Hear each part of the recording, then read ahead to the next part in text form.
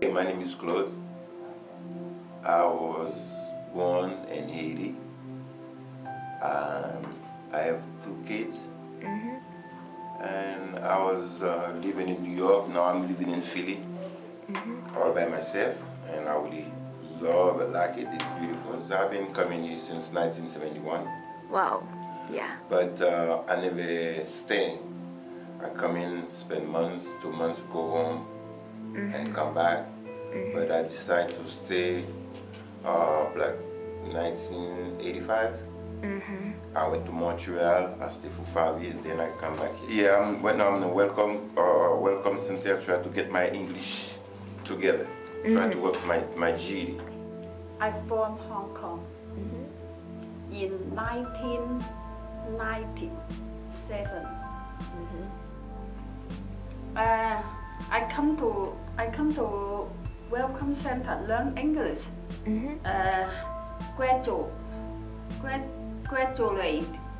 Graduate. I say English. Improve. It's okay. My name is Carlos Pascual Sanchez. I am from Mexico, Mexico City. I am living in the United States from 2003. I came in August. I arrived to Philadelphia in same year, same month. I came to US because I have some persecution in Mexico, so the only way to survive in some way is living out of Mexico. My name is Khadija Rahman Ghanem. I'm from Yemen.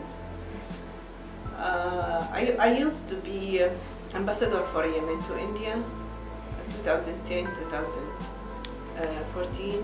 That was my last post.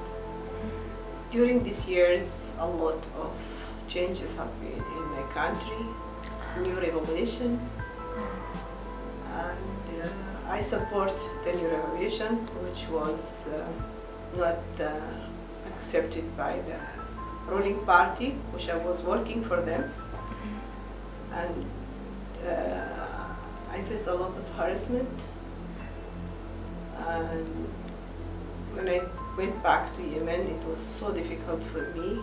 We arrived here 31st of August 2015, and we were lucky that on the 3rd of September, USA government gave Yemen's temporary protection status. So we applied for that. Through that, we got our employment authorization card and an ID, so we got a chance to work. Before that, it was too difficult for us to stay or to live here. So my name is Ethan Bello. I am an instructor at the Welcoming Center for New Pennsylvanians. I've been working here since August, which makes that like four months about. I started teaching in New York, which is where I'm originally from, teaching F1 students, which is like students with a student visa that are here to learn, essentially. And now that I'm here, all of our students are either citizens or have their green card, so it's a very different atmosphere in the sense that they know that they're here permanently, or at least long term. My name is Fabiola Castellanos. I am the intake coordinator here at the Welcoming Center for New Pennsylvanians. I am originally from Mexico. I have been in the U.S. for about 22 years now. And the reason why I came to the United States was because my family moved to the United States. So I moved with them. I was about 6 years old when we all immigrated into the USA. So hello, my name is Nora Tellis. I'm a case manager. I'm from Philadelphia originally, and I started at the Welcoming Center about 5 or 6 years ago. Started as an ESL instructor, and now I've been doing case management for about 3 years. Hi, I'm Lena. Like Nora, I too am a case manager, and I am from Philadelphia also. And I just started around June. Well, it's first of all, you got to know this is a learn opportunity. So when you come in this country, young age, you have to choose and decide which way you want to go. Yeah. Because it's wide open. Yeah. So if you want to go to the left, you want to go to the right, it's up to you. But everything is right here. Yeah. You're talking about the land of opportunity. This is it. Yeah. If you don't make it here, it's nobody's fault, it's your fault. It's a start a new life. A new life. You need to, it's like born again because you don't know the language. Yeah. So you need to know almost everything because you know in your country or the language, you know everything. But here in the US, you have to learn a new language and new things. So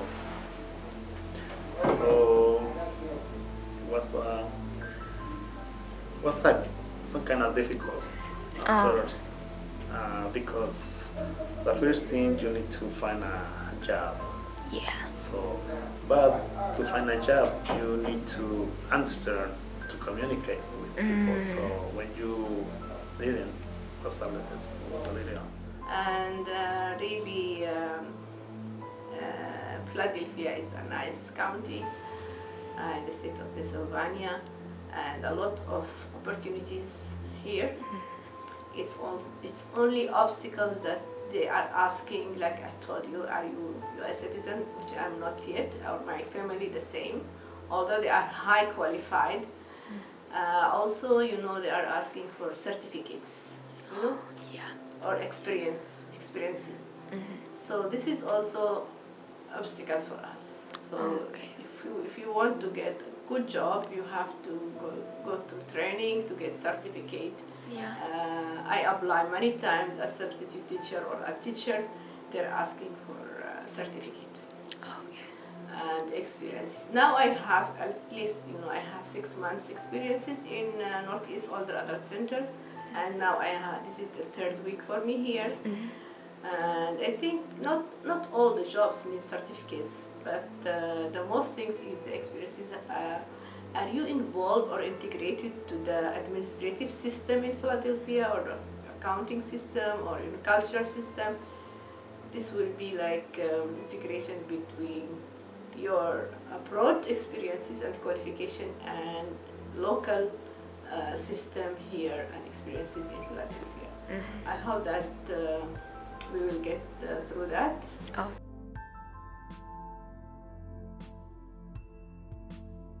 This country is international. When you believe you don't know, trust me, you know everything.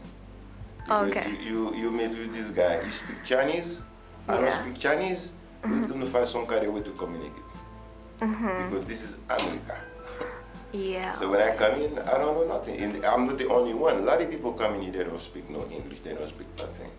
After 3 months, 6 months, they start, catch up, good morning, how are you? Because you have to remember one thing, you got to fight for your bread. Yeah. So when you have that in your mind, so therefore you're willing to learn. Okay. To do whatever is good for you. When I came to US, my English was very, very bad, was very, very basic. So just I can communicate very, very limit. So, and also I was feeling very, very nervous to use my show English. In that time, I was scared to speak with people in English. So I was trying to put attention. The most difficult thing was to understand what the people were saying me. So even I didn't understand what they are saying. So I can speak a little bit, but my big thing to do first is to understand what they are saying. Okay. Then if I can understand, I can communicate. That time I didn't understand. The first thing that I want to learn in US is how to ask for a job. So someone told me, when you go to somewhere for work, just say, I'm looking for a job. Yeah. So I repeat that that words in my mind every time. So when I was walking on the street, I was repeat and repeat, I'm looking for a job, I'm looking for a job, I'm looking for a job. So then when I arrive at a place asking for a job, so I get a job. So I first come to here. I don't say English, and need to be ABC okay. ABC or stay Chinatown. Yeah, Chinatown. Yeah. I know there are a lot of Cantonese speaker there, right? Just come here. Cantonese is people all the same, but on near Cantonese all people the same. Yeah. All people say Cantonese say the buying this little difficult. So we came, already speaking English because from my country, it was a British colony. So we studied this in the school, and I studied also at the university. Like I have a bachelor in biology and chemistry, so I studied in English, and it was under the umbrella of UNESCO. And then I got my postgraduate diploma from UK in fish technology, so I used to communicate with the people. And I used to work for UNICEF, for World World Program, for FAO. So that's helped me, At the beginning, when I was in India, I was ambassador, I was communicating in English. But here it's a little bit different, the accent is different. Yeah. The way they are speaking, so they are speaking very fast. Some people are speaking very fast, so it's hard at the beginning to understand what they say. So I keep telling them, excuse me, I didn't understand, can you repeat it for me? And now I'm much better after 1.5 years, improving.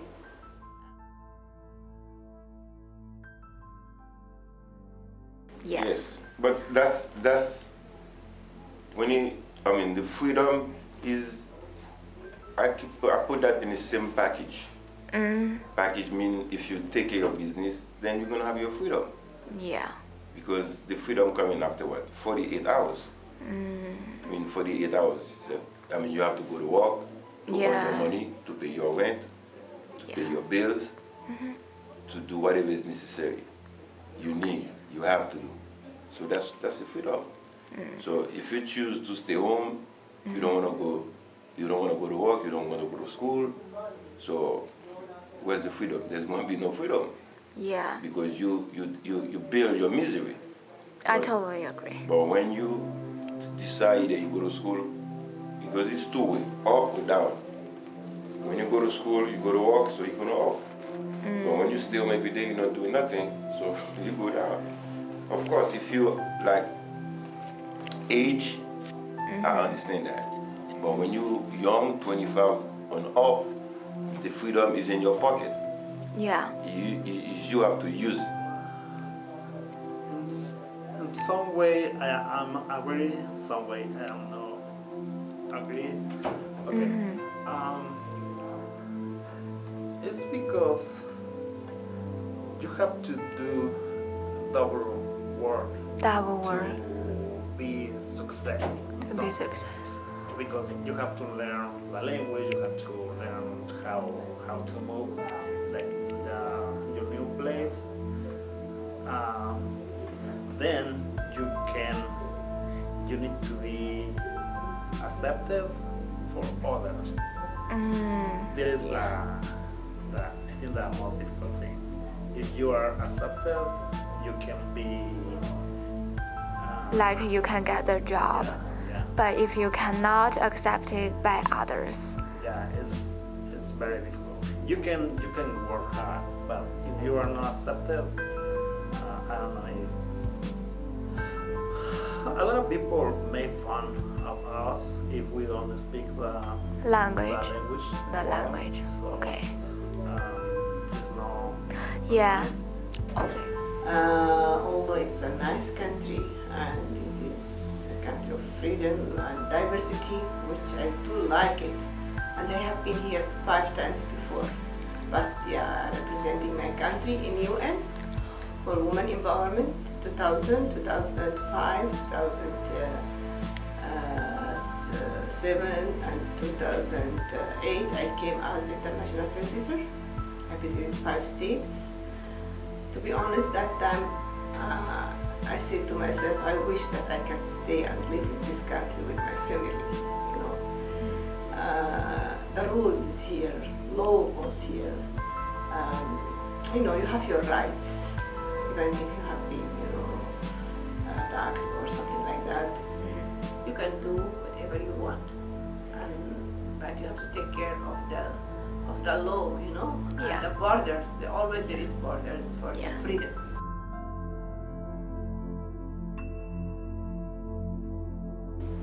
Whereas in New York, when I was teaching, it was a very different vibe because they, first of all the students are theoretically temporary. Now, that doesn't mean that they necessarily want to be temporary. They might want to be here long term, but their visa is a temporary visa. That's one thing. And then also, there's more interest here when I teach than there was when I was teaching in New York, because it was a requirement for them in New York, and because they didn't always, they knew that they might be leaving in a month or 2 months, and they were only going to the school to maintain their visa so that they can stay in the country. They were not always, and they're much younger too, they were not always as attentive. It was a little bit more difficult to keep them interested at times. I had to think outside of the box a lot more to keep them interested, especially when I was teaching more advanced levels. I would have to break away from the book because many of them had gone through the book 3 or 4 times, just repeating the level over and over just to stay in the country. So I would have to bring in political articles and all sorts of stories and fiction stories. And we do have some difficulties. Of course, language is always going to be a barrier in my position. It's difficult to speak to individuals who have a very thick accent. Most of the time I get around well talking to most of my participants, only because I tend to talk very slow for them, a lot of hand movements. But there are times when even that is not a good thing, or it's just not getting to them. And when that moment comes, we do have other things such as Language Line, which is a telephone service that we use in order to translate for our participants, or we can also always use Google Translate. So basically, with all of the participants that enter our programs, they're assigned a case manager to assist them throughout their process of either taking classes or any type of certificate program that we have. And our job is to basically assist them throughout their entire time here. So we'll meet with them at the very least, at least once a session, touch base with them on how classes are going and making sure that they're able to retain your attendance in the program. And basically the primary way that we do that is by alleviating or assisting them with any barriers that they enter the program with or that come up while they're taking classes. So that can be a wide range of things, but I guess the main ones that we try to hit on or assist with are like housing issues, or if it's like transportation, maybe it's a childcare thing where they may not have like a daycare or a babysitter set up. So just trying to allot them any resources that'll be beneficial to their time in our program. So it. I guess the one thing that I would add is the first step is to alleviate the barriers, but then after that is giving them skills to achieve self-sufficiency. So it's not just enough to make sure that they're coming here and to make sure that they get one job. We want them to have the skills to keep going. And that if they do come back, they're coming to move forward or take a more advanced program and not to repeat. Okay. Well, I know for a while I worked with the lowest level class, and that was pretty hard. I think that one thing that people tend to do is, raise your voice, or repeat the same thing a lot, or use different words, but I think after spending time working with them, you learn strategies. So I talk a lot with my hands now more than I used to. I speak very slowly and at a certain pace. And I think that's something that new instructors and case managers take time to learn. And then also taking the time to check comprehension, so to make sure they're actually understanding. Because I see it happen a lot where a new tutor will come in or a new case manager, and they have a conversation and the student says, yes, sure. And they walk away and I say, wait a minute, they didn't understand a single thing you said. Okay. So patience, I think, is very important. Yeah. Basically try to understand where they're coming from, but also to convey what you're trying to say to them too can be a great difficulty. And Google Translate has been one of my best friends. Yeah. It's been really helpful. And Nora showed me this really cool feature where you can push the sound on it. I guess it's like a sound feature, and it allows you to have them hear instead of just reading. So maybe if literacy isn't something that they have a great grasp on, maybe just hearing the sounds of it would kind of reinforce the communicative aspect of what you're trying to do. So I thought that was really helpful. And I think another thing that Nora said too is just being patient. Just allowing them to get out a full sentence and trying to understand what they're saying can be really helpful to both parties. Yeah, definitely.